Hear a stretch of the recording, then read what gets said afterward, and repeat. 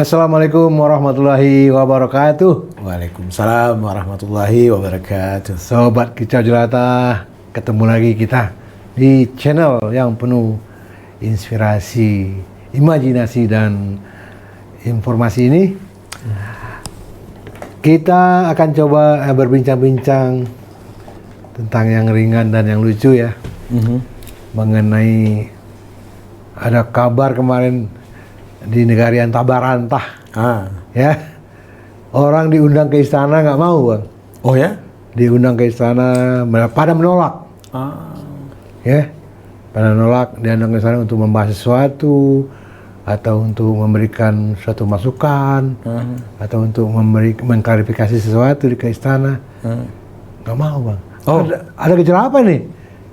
Sementara, ya? abang mungkin udah punya cerita dulu, kalau orang diajak ke istana itu, wah, itu persiapannya udah berbulan-bulan itu biasanya. Apalagi mendengar kata istana ya. Istana, ya. Dari kecil kita udah dinabobokkan tentang cerita-cerita soal bagaimana hebatnya kehidupan di istana ya kan. Iya.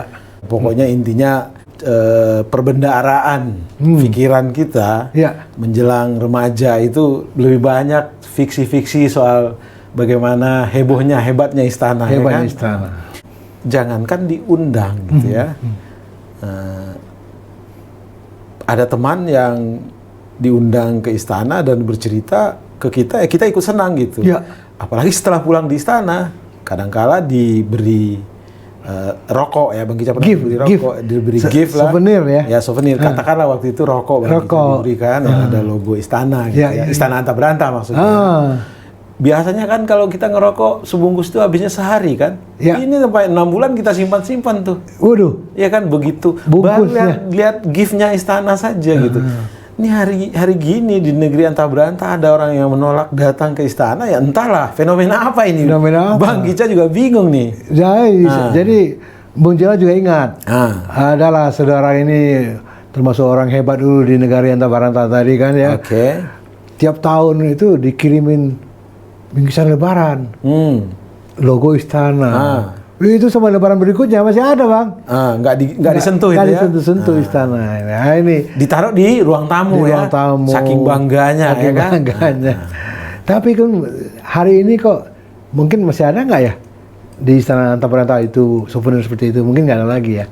Nah, tapi fenomena yang kita dengar belakangan ini, ada yang dia diundang ke istana, diajak ke istana tapi nggak datang ya.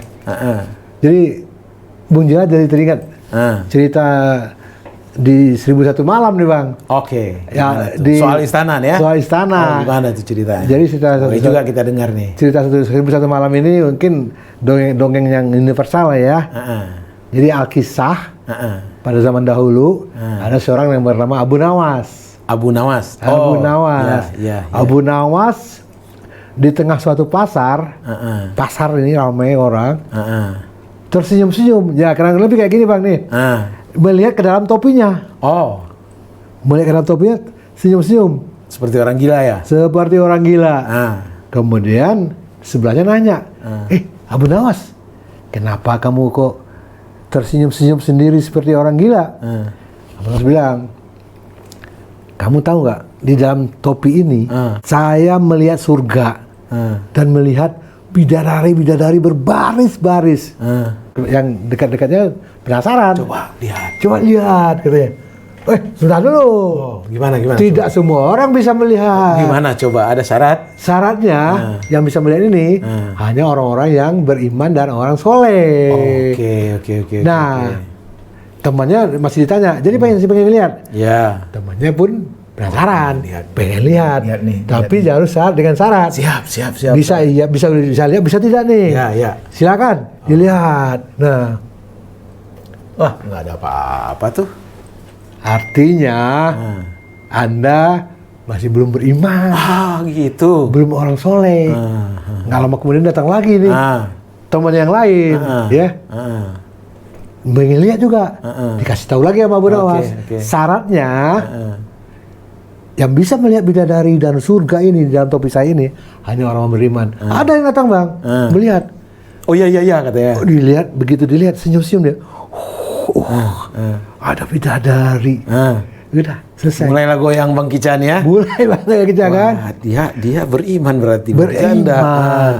Kemudian lain lagi datang berganti, bersilih berganti lah di tengah pasar. Ada orang melihat, ada yang melihat, ada yang tidak. Sehingga terbelah lah ya. Terbelah masyarakat ini, ya. Yang nggak bisa melihat ini melapor ke sang raja di istana. Ya. Laporannya begini, Bang. Baginda Raja, Abu Nawas bikin kekacauan, bikin kegaduhan di tengah pasar. Ada apa? Itu katanya Baginda Raja, di dalam topinya itu bisa kelihatan surga dan bidadari berbaris. Ya. Akhirnya sang raja memanggil Abu Nawas ke istana. Ya, datanglah Abu Nawas ke istana kan. Sampai di sana diinterogasi oleh sang raja, dengan dirampingi oleh petinggi-petinggi. Ya, para hulu bala, para punggawa-punggawa kerajaan Antabranta itu lah ya. Kan. Semua dalam hatinya, siap nih Abu Nawas, selesai nih hari ini Abu Nawas. Pasti dihukum pancung nih. Mulai raja bilang, Abu Nawas, katanya masyarakat sudah meresah karena kamu di dalam topi kamu bisa melihat surga dan bidadari berbaris-baris. Apa betul? Betul, Baginda. Boleh saya lihat? Boleh, Baginda. Tapi dengan syarat, yang bisa melihat ini hanya orang beriman dan soleh. Sang raja pun karena sudah raja memanggil, pengen lihat. Akhirnya topi dikasih ke sang raja. Sang raja melihat ke dalam topinya Abu Nawas, terdiam. Itu para menteri, para petinggi-petingginya sudah yakin kena pancung ini Abu Nawas ini kan. Tapi sang raja mulai berpikir, kalau saya bilang tidak melihat, berarti rakyat saya akan menganggap saya tidak beriman dan tidak soleh. Ya. Akhirnya raja mulai dari tegang, mulai tersenyum. Senyum. Iya, saya melihat, katanya. Apa Bang kita ambil dari cerita ini, hikmahnya? Yang tahu adalah Abu Nawas sendiri. Karena kenyataannya tidak seorang pun yang betul-betul melihat ada bidadari, ada surga di dalam topinya. Cuman Abu Nawas tahu itu.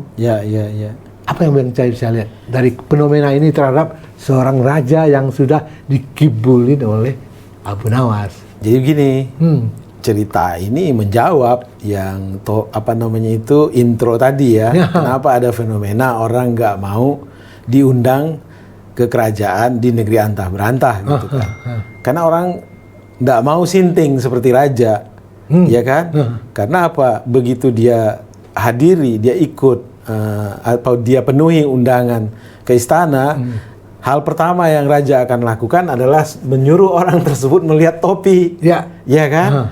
Dan jawabannya kan cuma dua, ada bidadari dan surga, atau tidak ada. Kalau dia jawab ada bidadari dan surga, dia udah membohongi hati nuraninya dan akal warasnya. Kalau dia jawab tidak ada, dia udah menyerahkan lehernya untuk dipancung sang raja gitu kan. Jadi orang-orang yang nggak mau diundang ke istana antah berantah itu orang-orang yang berakal waras.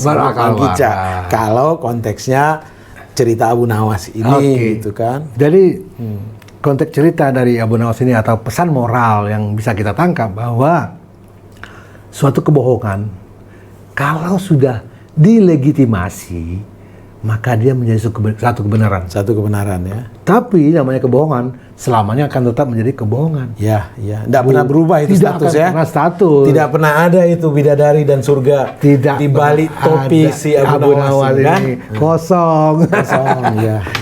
Jadi sekali lagi namanya kebohongan tetap kebohongan walaupun sudah delegitimasi. Saya kira itu pesan moral ya yang bisa kita ambil dari cerita Abu Nawas ini. Ini cerita ini sudah menjadi legenda dari 1001 malam ya. 1001 malam. Demikian. Tapi tetap ada hikmah ya. Ada hikmah. Untuk negeri antah berantah ya. Negeri antah berantah. Gimana Bang? Cukup ya. Saya kira itu sekedar yang ringan dan yang lucu untuk teman-teman, untuk sobat Kicau Jelata. Mudah-mudahan ada hikmah dari cerita tersebut. Siap. Demikian, salam sehat dan bahagia. Assalamualaikum warahmatullahi wabarakatuh. Waalaikumsalam warahmatullahi wabarakatuh.